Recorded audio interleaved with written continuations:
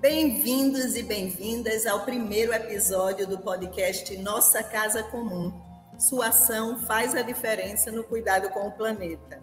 Uma campanha promovida pela Cáritas Brasileira Regional Nordeste 2, com apoio da instituição Misério.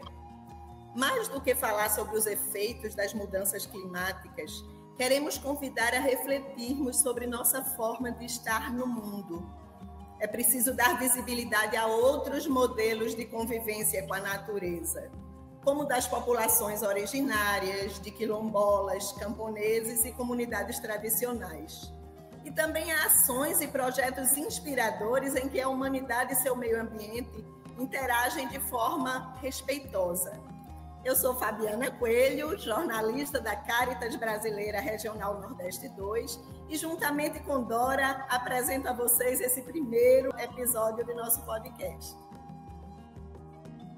Eu sou Dora Alice, da Fundação Monsenhor Petronilo Pedrosa, Diocese de Nazaré, aqui em Pernambuco. Integro a rede de comunicadores da Cáritas Brasileira Regional Nordeste 2. Estarei aqui, junto com vocês, hoje facilitando esse debate com a amiga Fabiana Coelho, integrante da Assessoria Regional de Comunicação Nordeste 2. E hoje nós vamos contar com a participação especial, esperada, do cacique Arapuã, da aldeia Barra de Gramame, dos povos Tabajara da Paraíba, e do querido Dom Vicente de Paula Ferreira, atual secretário da Comissão Especial para a Ecologia Integral e Mineração da CNBB. Nossa Casa Comum também é um chamado para nos inspirarmos no conceito da ecologia integral, segundo o qual tudo que existe no planeta está interligado. Pois é, Dora, não dá para continuar como está, né? Pesquisadores nos alertam há décadas sobre os problemas que teríamos com o aquecimento global e o uso desenfreado de combustíveis fósseis. Estamos vivendo uma crise climática que provoca mortes em todo o planeta, sobretudo entre as populações mais vulneráveis. Ondas de calor, aumento no nível do mar, secas severas, alagamentos, tudo isso é um reflexo de nossa maneira predatória de lidar com os recursos naturais. Pois é, Fabiana. Antes de seguir com o nosso diálogo, gostaria que o cacique Arapuã partilhasse um momento de sua vivência espiritual. Obrigado. Que a natureza nos proteja nesse momento e nos guie. Caboclo índio, pega a tua flecha, que o rei dos índios mandou te chamar. O índio, pega a tua flecha, que o rei dos índios mandou te chamar. A aldeia dos Tabajara tem o reinado dos encantados. A aldeia dos Tabajara tem o reinado dos encantados. Pisa, pisa, quero ver, pisa na terra do povo Tabajara. Oi, pisa, pisa, quero ver, pisa, terra dos índios Tabajara. Caboclo índio, pega a tua flecha, que o rei dos índios mandou te chamar. Caboclo índio, pega a tua flecha, que o rei dos índios mandou te chamar. A aldeia dos Tabajara tem o reinado dos encantados. A aldeia dos Tabajara tem o reinado dos encantados. A filha quero ver pisar na terra do povo Tabajara. Pisar, filha quero ver pisar na terra do povo Tabajara. Viva nosso Pai Tupã! Viva! Viva a Mamãe Teresa! Viva! Viva a nossa reta! Viva a nossa Mãe Terra! Viva o nosso mar sagrado! Viva tudo que é sagrado que Deus deixou para nós! Nosso Pai Tupã deixou para nós. Sou cacique por natureza aqui na aldeia Barra de Gramame. Se achamos na necessidade de ter esse cacique que tem conhecimento dessa fauna, dessas matas, dessas grotas de remédio e de também as nossas falésias de praia, acostumado a viajar nessas falésias de praia de pé, no nosso litoral, aonde pertence ao nosso território. Então, tenho um conhecimento específico. Então, eu sou o cacique Tabajara, do povo Tabajara, aqui da aldeia Barra de Gamame, e também sou conhecido como Cacique Arapuã, é o meu nome de guerra. Mas o meu nome de batismo é Carlos, conhecido aqui por Carrinho da Barra. Olá, Dora, Fabiana, salve, Cacique Arapuã. Quando você estava fazendo a sua momento de espiritualidade inicial, eu me lembrava como diziam nossos avós: se a gente cuida da terra, a terra cuida de nós. Eu sou Dom Vicente de Paula Ferreira, atualmente bispo da Diocese de Livramento de Nossa Senhora, na Bahia. Sabe, Cacique Arapuã, a Bahia é o segundo estado com mais população indígena no Brasil. E, às vezes, nossos povos aqui, comunidades, ficam assustadas quando a gente fala isso. Mas na Bahia, sim, a Bahia tem a segunda maior população indígena do Brasil. Verdade. E eu sou também da Comissão de Ecologia Integral e Mineração da CNBB, Conferência Nacional dos Bispos do Brasil. E aqui no Regional Nordeste 3, Bahia e Sergipe, eu acompanho a Caritas Regional e a Comissão Sócio-Transformadora, com todos os movimentos sociais, pastorais, CPT, CIMI, também os pescadores. São tantas as organizações da igreja e populares que estão buscando esse cuidado, essa nova mentalidade de cuidado da nossa casa comum. Um abraço, que alegria fazer parte desse podcast da Caritas. Muito bom, Dom Vicente, ouvir o senhor, ouvir o cacique. A mudança, a transformação passa pelas mãos de gente comprometida. Então, é isso que nós também podemos perceber e queremos, assim, dar continuidade a esse debate, a esse momento importante para a nossa rede, para a nossa região. Certamente, Dom Vicente, o senhor tem uma missão, uma rica experiência sobre a presença da igreja e sua relação com o mundo. E nós gostaríamos de saber do senhor um pouco sobre essa relação, qual a visão da igreja em relação à humanidade e à natureza, na perspectiva da ecologia integral, olhando também para a dimensão da encíclica Laudato Si, do saudoso Papa Francisco em memória. O que o senhor poderia nos dizer, nos falar sobre essa visão da igreja em relação à humanidade e natureza? Para a nossa igreja, a relação da humanidade com a natureza baseia-se numa perspectiva bíblica e cristã, porque que diz que o ser humano e toda a criação é fruto da bondade do Criador, de Deus. E a relação deve ser de respeito, cuidado e que possa fazer assim, o ser humano ser assim um grande guardião da casa comum. Esse é o ponto de partida de nossa fé cristã e de nossa Igreja Católica. Portanto, daí emergem todos os compromissos em proteger toda a criação, ou ver nela toda a presença da marca sagrada do Criador. Portanto, nós não temos direito de usar a matéria como um simples bem que está aí a nosso dispor. Existe ética, valores.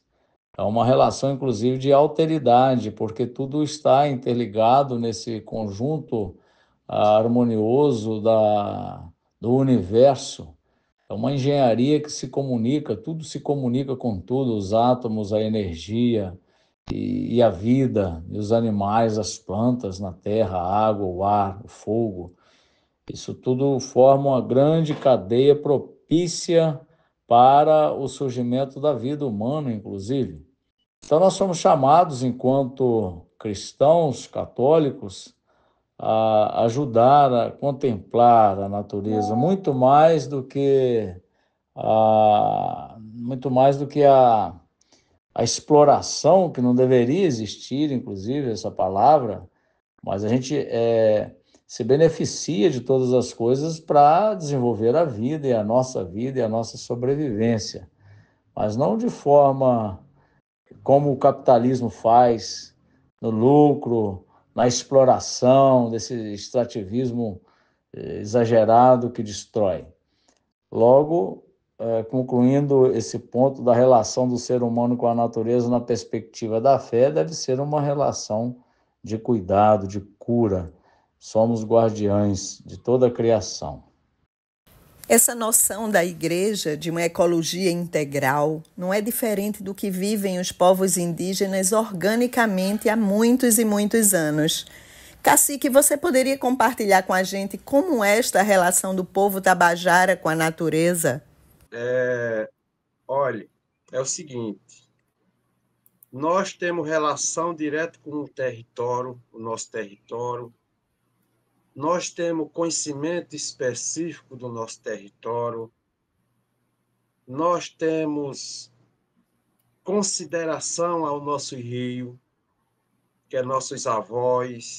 Então, para nós, o nosso rio Gramame, nosso antigo rio Gramame, que ainda está aqui, ainda vivendo, sobrevivendo, é poluído por diversas fábricas, mas a gente pegou um pedaço dele na nossa demarcação do nosso território, nossa terra pretendida a ser demarcada, e nós pretende zelar, principalmente que a gente pegou a força maior do nosso mangue. Nosso manguezal, nossa mata de mangue, ela é muito importante para nós preservar mais os nossos caranguejos, preservar mais os nossos peixes, do mangue, que é o peixe do mangue. E isso, para nós, é muito importante, essa relação que nós temos. Então, nós temos respeito, pode acreditar, por toda a nossa região. E nós pretendemos preservar. Porque todas essas matas são nossos pais. Todas essas árvores são nossos irmãos. Todo esse rio, nós temos relação direta de criação com eles. São nossos tios, nossos avós. Nós consideramos eles. As mudanças climáticas têm sido o foco da conversa no cotidiano da sociedade de hoje. Pensando no progresso e no desenvolvimento, que tem também se desenhado como grande obstáculo frente à necessidade de se conscientizar sobre a dimensão da casa comum e da sua convivência harmoniosa, queremos perguntar ao senhor Dom Vicente, enquanto secretário da Comissão Especial para Ecologia Integral e Mineração da CNBB, como tem sido este diálogo com as comunidades afetadas pela mineração e também com os representantes dos empreendimentos. Haja vista que o progresso e o desenvolvimento tem aí grandes fatores que vai provocar uma reflexão na sociedade de hoje. Então, o que o senhor poderia nos falar enquanto secretário desta comissão especial? Na Conferência Nacional dos Bispos do Brasil, a CNBB, existe a Comissão Especial para Ecologia Integral e Mineração, da qual eu sou o atual presidente. De fato, nossa comissão tem trabalhado muito no diálogo com as comunidades atingidas, afetadas pela mineração. E percebemos que é um trabalho de acompanhar, ser presença profética junto àqueles que sofrem os impactos. Não somente nesses lugares onde são mais visíveis, mais dolorosos os gritos das comunidades e da terra, como Mariana, Brumadinho, os Yanomamis e vários outros territórios que nós conhecemos através das redes sociais, da mídia. Mas tem muitas comunidades hoje no Brasil, a gente fez um mapa dos territórios atingidos pela mineração e é uma coisa assim absurda, o tanto de lugares impactados, as comunidades indígenas, quilombolas, ribeirinhos, pescadores. Então, nossa presença é de incidência, visitas, reuniões, encorajamento desses povos. e quando também precisamos manifestar através de uma nota, de uma incidência num governo estadual, federal, na escala internacional também, nós estamos sempre presentes como voz dos sem voz. E quando conseguimos e podemos, levamos também os próprios atingidos a participarem de grandes encontros, eventos em todo o território no Brasil. E fora do Brasil também, que a gente tem algumas organizações parceiras que nos ajudam nessa missão. Agora, o diálogo com os representantes desses empreendimentos, no caso das mineradoras, é muito complexo, porque que diálogo eles querem? Geralmente vem com um discurso, os que são representantes de grandes mineradoras vêm com um discurso já pronto, de que é um empreendimento bom, vai trazer emprego, vai chegar ao desenvolvimento para o lugar. E, então não tem condições de dialogar com esse discurso que só favorece o capitalismo e os donos dessas multinacionais. Como a gente diz, levam as nossas riquezas e nos deixam a pobreza. Portanto, dialogar com esses empreendimentos significa protestar, significa exigir justiça. Então a gente acompanha peças jurídicas contra esses empreendimentos criminosos nos territórios. É assim que nós entendemos diálogo, não como uma negociação, um pacto para calar a voz dos pequenos, da igreja diante desses empreendimentos que, de fato, depredam o meio ambiente e causam uma grande dor no coração das pessoas, sobretudo dos mais pobres. Nós dialogamos exigindo justiça. Eu sei que os povos tabajara também vivem uma luta constante para defender seus territórios destes grandes empreendimentos, né? Cacique, você poderia falar um pouquinho como anda essa luta? Nós estamos numa localidade, Fabiana, muito olhada, de muito olheiro, né? Muito perseguida, muito cobiçada. Cobiçada pelo o setor imobiliário, cobiçada pelo setor hoteleiro, cobiçada pelos usurpadores também de recurso turístico. Porque você sabe que eles armam uma ratoeira para pegar o dinheiro que aparecer. E é dinheiro muito, não é dinheiro pouco. Então, isso nós estamos acordados nessa situação. Então, traz uma dificuldade muito grande, porque eles andam com muitas oferendas. Muitas oferendas. Eu já fui atacado por algumas oferendas e eu acho muito, muito ruim, porque vem a oferenda e depois pode vir a difícil. Porque eles tentam comprar, como já tentaram me comprar. É o que tipo de oferta que eles fazem, Cacique? Não, eles fazem oferta tanto em dinheiro como em bem, né? Não, porque a gente vamos no Ministério Público, a gente faz um TAC, não tem como a gente negar a vocês o que estão prometendo, porque nós faz um TAC, vocês vão ter participação direta no nosso hotel, como aconteceu no Graú, eles vieram aqui me comprar, né? Só uma vez não, vieram 3 vezes, tentaram 3 vezes, né? Eu tenho até prova disso, e que ia dar 4 hectares lá, com altas ocas construídas lá dentro do resort, para a gente vender o artesanato. Tinha 4 ocas construídas, acho que era 3 ocas de alto relevo. A gente não ia gastar um centavo, quem ia gastar era eles. Depois vieram com oferenda também. Não, nessa hora mesmo, ofereceram umas 4 quadriciclos, daqueles carrinhos que andam com o turista. A senhora sabe qual é, aqueles carrinhos que andam por todo canto, né? Ofereceram também mais 250 mil reais para cada uma comunidade, que é 4 comunidades, eles queriam dar esses bens para cada uma. A área de 4 hectares lá construída era para as 4. Mas esses bens que eles iam passar para nós era para cada uma. Ofereceram também 4 vans nova. Quem dizia a marca era o próprio cacique, era quem dizia a marca. Então, eles vieram com coisa tentadora. Tentadora. Só que aqui na Barra, eu não sou liderança para isso, para esse tipo de coisa, e deixa ele. Diz, nenhum projeto desse que você tem que estar oferecendo para nós presta. Nenhum desses presta.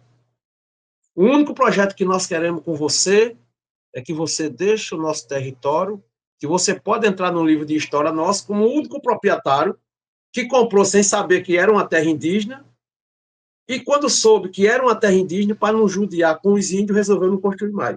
Faça isso que não lhe custa um centavo. E o senhor pega essa dinheirama toda e vai investir em outra coisa para o senhor, ou então fazer uma caridade para uma área que precise. Não, eu digo, e o senhor espera pela justiça e a justiça vai decidir. Então, aquelas cabeleiras de mata vale mais do que qualquer projeto desse que o senhor tiver. A gente queremos aquela mata em pé. Bem atento aqui, escutando o senhor cacique, e me vinha muito à mente uma frase do Papa Francisco, quando ele escreveu na encíclica apostólica Laudato Deum, que ele diz assim, que nem todo aumento de poder é progresso para a humanidade. Então, é uma frase muito coerente do Papa Francisco e atual, não é? E tudo que o senhor partilhou e compartilhou conosco é um reflexo da batalha de quem se compromete com a vida e com a criação, mas também, do outro lado, do avanço dos megaprojetos, né, que querem cada vez mais tomar o lugar do ser humano no mundo. Como é que nós vamos defender o nosso território? Nós pretendemos ter um turismo, mas um turismo de naturalidade. Um turismo que não vá cavar a nossa mãe terra além do limite para dar no sangue dela. Formar altas construções. Não. A gente pretende fazer um turismo natural. A gente pretende fazer um turismo que não agriga a nossa mata, que não agriga a nossa mãe terra, que não suje mais o nosso rio que nós tivermos no nosso território, né? A gente pretende fazer esse turismo dessa forma, aquele turismo, Fabiana, que você traz a barraca de acampamento, pode ter uma arazinha de campo, uma arazinha que você possa acampar na aldeia com segurança, possa comer uma macaxeira, uma batata cozinhada, um peixe assado do jeito que o índio sabe fazer, não é?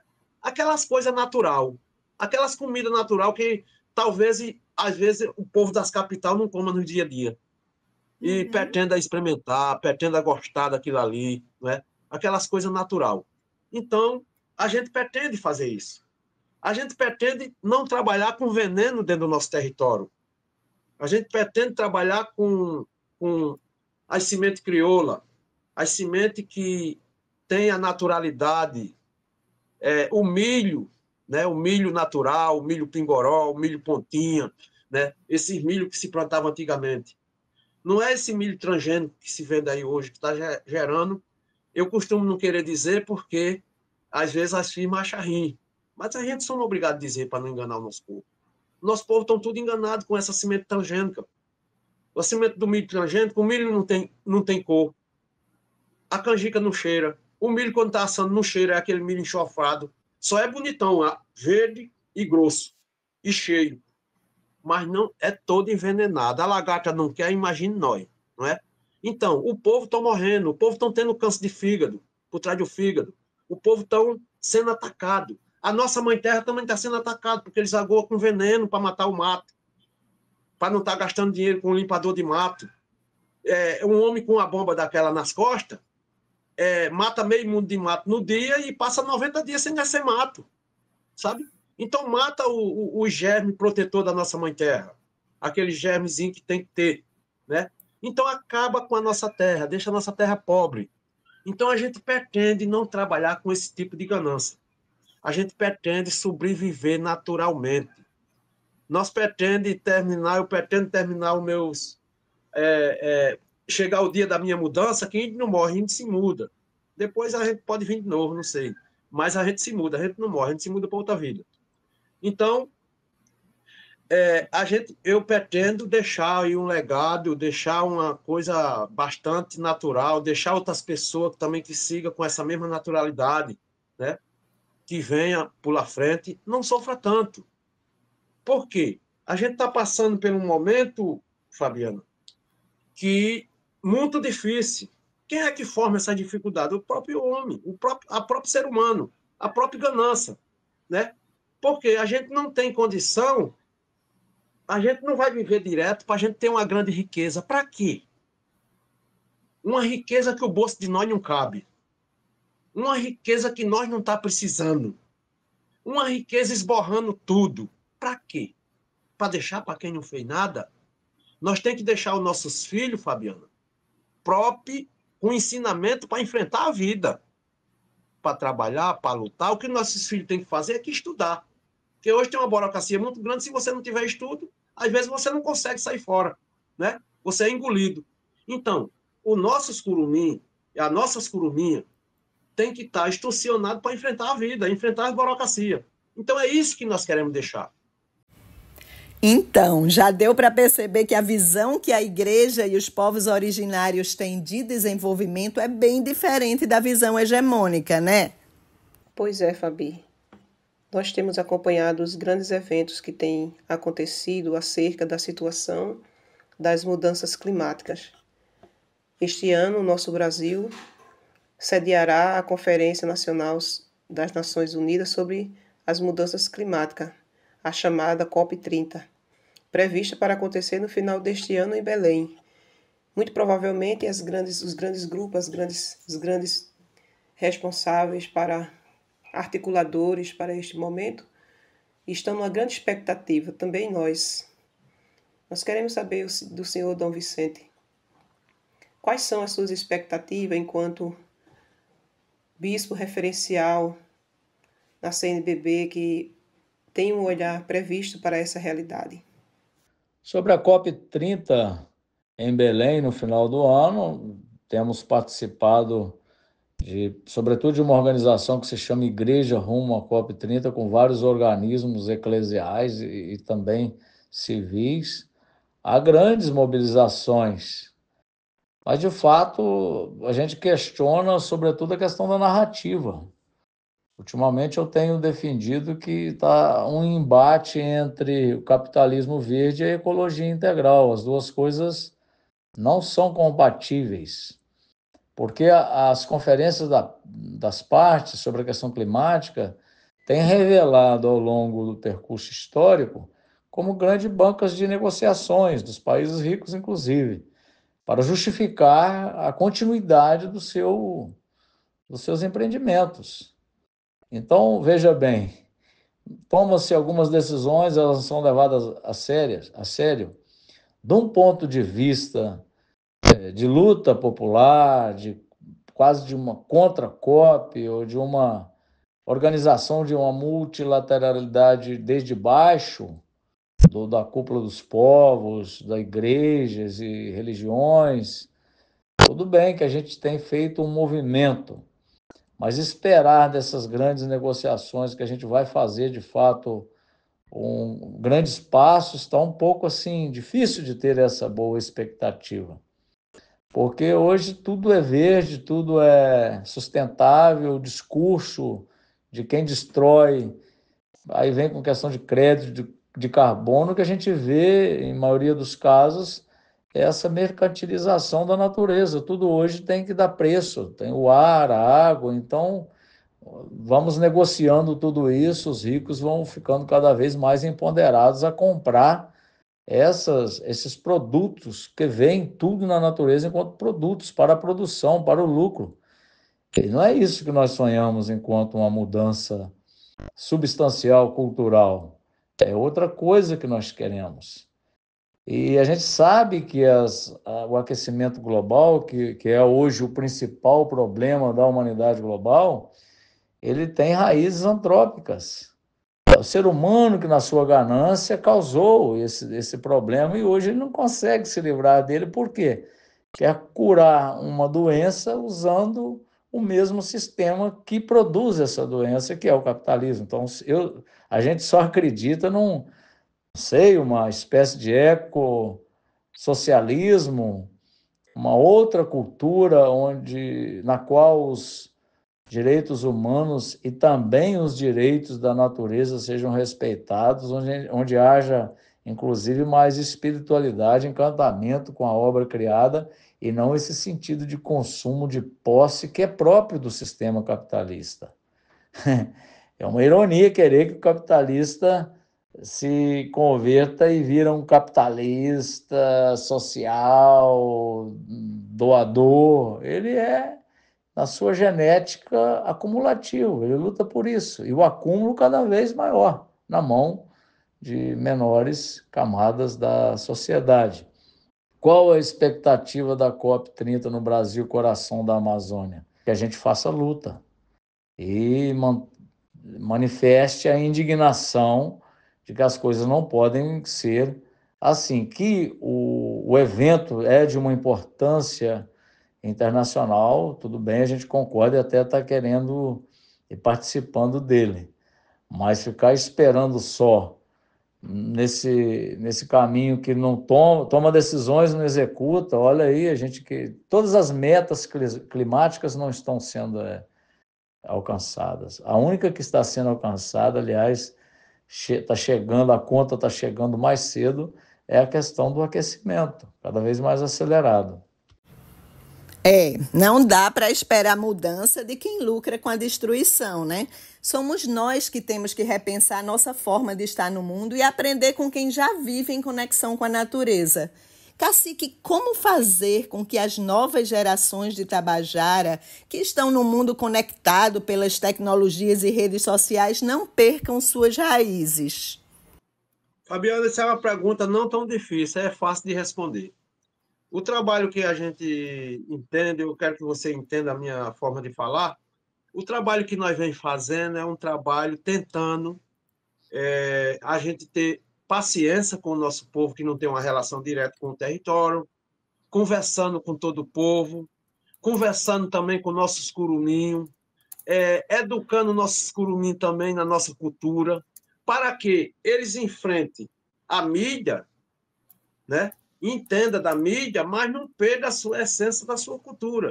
Esse é o trabalho que nós vem fazendo.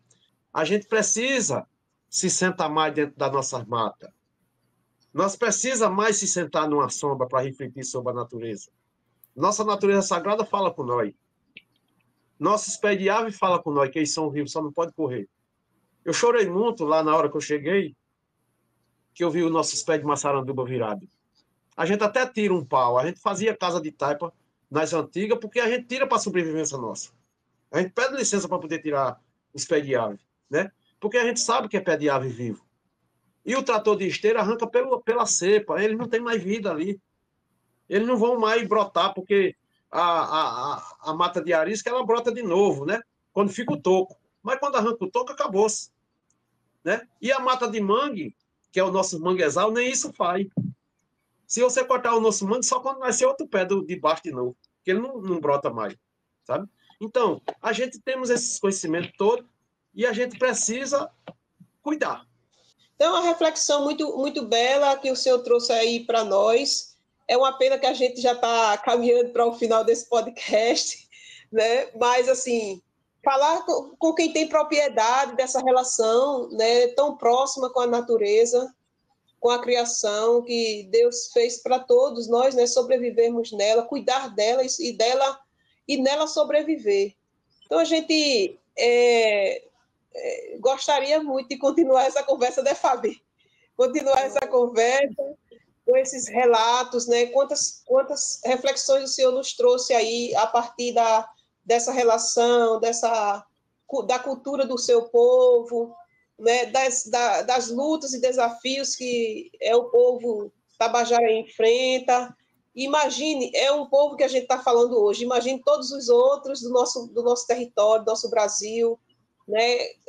Como que a gente faz essa escuta, como que a gente se apaixona cada vez mais por essa criação de Deus, para defendê-la e saber que aqui é o lugar onde a gente tem vida, aqui é o lugar onde a gente deve cuidar, para que as nossas futuras gerações tenham esse conhecimento, tenham esse cuidado, esse zelo não é pela natureza, pela criação. Dom Vicente, o senhor poderia fazer as suas considerações finais? A minha mensagem final é que a ecologia integral não é apenas um novo capítulo ou mais um capítulo de um grande livro. Hoje, ela é o tema central, porque nos convida a viver uma nova forma de existência, a recuperar um lugar que talvez o ser humano tenha perdido, que é esse lugar da reverência ao Criador e a toda a obra criada. E para isso é preciso de um grande trabalho de educação, um esforço das religiões, da política, porque é outro estilo de vida, de uma sobriedade feliz, para barrar o consumo, de combate à injustiça social e ambiental. Então, toda esse sonho novo de uma nova sociedade deve passar por todos nós. Ninguém pode ficar de fora. Se alguém ficar para trás, ninguém vai chegar a um objetivo, porque de fato se trata de uma caminhada conjunta, coletiva, porque é uma mudança, inclusive, de época, de outro paradigma que ainda vai nascer, não sabemos qual, mas que construiremos em comum ou nos destruiremos, porque a Terra grita, por nós ela está cobrando um preço muito alto por aquilo que a gente faz com ela. Então hoje a gente precisa, de fato, de mãos dadas, construir pontes para uma nova civilização do cuidado de nossa casa comum. A natureza é nossa mãe, nós sabemos disso, e se a gente não cuida, ela vai pedir de volta o que é seu. Não resta dúvida que a natureza ela vai pedir de volta o que é seu. Então, a gente agradece imensamente toda essa partilha, e acho, Fabiana, que com todo esse contexto enriquecedor, né, da luta do povo, dos sofrimentos, dos desafios, das batalhas, também das conquistas, a gente caminha para o encerramento, para fechar esse podcast, que com certeza vai fazer um sucesso aí nas redes sociais, depois de todo mundo começar. Mas deixa eu dizer mais uma coisinha para ficar registrado. A gente tivemos outro desempenho para poder nós estar aqui. Os nossos antepassados também sofreram muito. Eu tive um parente que saiu com 86 anos já cego para defender o território do Sítio dos Caboclos em João Pessoa. E em 56, dormiu 3 dias na estrada para pegar o primeiro carro de Caivão, que carregava Caivão para João Pessoa, para chegar à capital João Pessoa, ali naquele tribunal grande, ali no centro. E lá ele ganhou por unanimidade, veio uma equipe de gente, tirou os invasores, que estava já medindo a terra dos caboclos ilegal, na terra de trabalhar aqui. E daí por diante, ele com 15 dias trouxe a solução, ganhou e com 15 dias faleceu. Então, essa herança é o que me faz estar aqui. É o que me faz ter garro. É o que me faz não me vender. Para nenhum branco. Ele pode chegar com um saco de dinheiro e mais saco. Eu preciso só de viver. Só de viver a minha vida. E estou vivendo porque Deus me dá subsídio. Nosso Pai Tupã tem me dado subsídio para eu viver. E bem. E os indigenistas de boa fé, que gostam de nós, também nos ajudam nessa luta. E devagarzinho nós vamos vencendo. Obrigada a todos vocês que nos acompanharam até aqui. Antes de encerrarmos, trazemos para vocês um poema de Graça Graúna, indígena potiguara do Rio Grande do Norte, que hoje vive em Recife, Pernambuco. É poeta, professora e pesquisadora. Um homem, uma mulher, são o que são. Palimpsestos, pássaros, deuses, mágicos, videntes, astro-estrela, de Altamira a Lascaux, Asteca, Pancararu, Funiô, Chavante, Potiguar, quem sabe? Íntimos irmãos da terra. salvaguardam o limo das pedras, o voo dos peixes e os sagrados rios navegáveis. O nosso podcast, Nossa Casa Comum, fica por aqui. Acompanhe os próximos episódios que serão lançados nas plataformas no YouTube e Spotify da Rede Cáritas Brasileira Regional Nordeste 2. Siga a gente nas redes sociais e vamos juntos cuidar da nossa casa comum. Um abraço a todos.